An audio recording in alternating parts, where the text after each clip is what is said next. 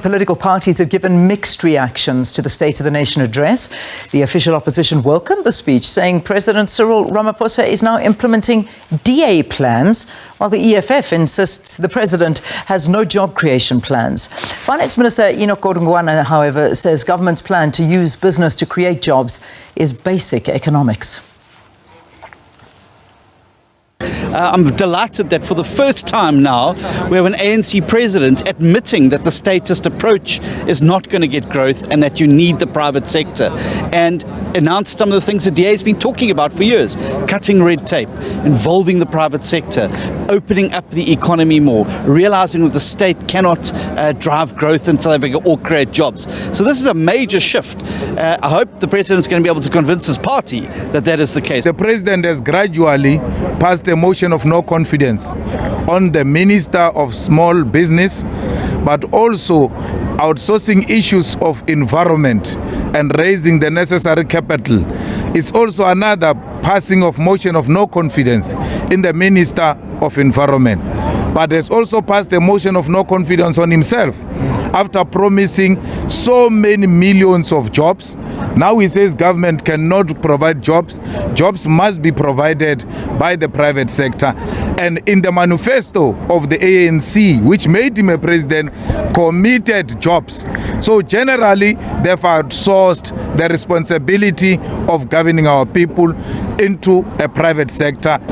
Beck's economics suggests that the bulk of productive activity in the economy is largely business and private sector, and therefore we've got to create a conducive environment to that. The structural reforms the president announced are intended exactly to give content to that message.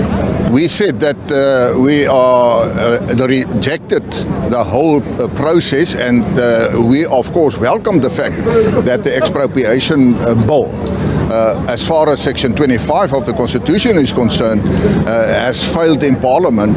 The expropriation bill in front of Parliament now will not be able to contravene Section 25 of the Constitution, and we will see to it that that does not happen. And if the expropriation bill, for instance, provides for expropriation without compensation, we will go to the Constitutional Court.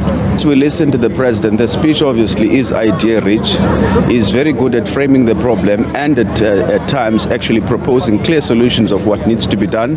But unfortunately, he's been spouting the same platitudes for the longest period without any political will to implement them. The other issue here is that this is a neoliberal speech. It focuses more on privatization. It sounded more like I was listening to a DA manifesto, a DA speech, where he contradicts himself right at the beginning of the speech, where he talks about the importance of the state playing a conducive role and creating a conducive environment for the private sector in which to operate. But at the same time, at the latter part of the speech, he starts talking about a developmental state. The two can't coexist well together. It's either you want to have a developmental state where the state intervenes decisively in the economy, or do you want to serve the role of a meter grader at a financial institution where all that you do is to show people where consultants are sitting and where you go for loans. We are happy to hear that he is considering ending the national state of disaster. We have been looking forward to that because Parliament has been inactive, and the president and his small team, have been running the country, which obviously we are very unhappy about.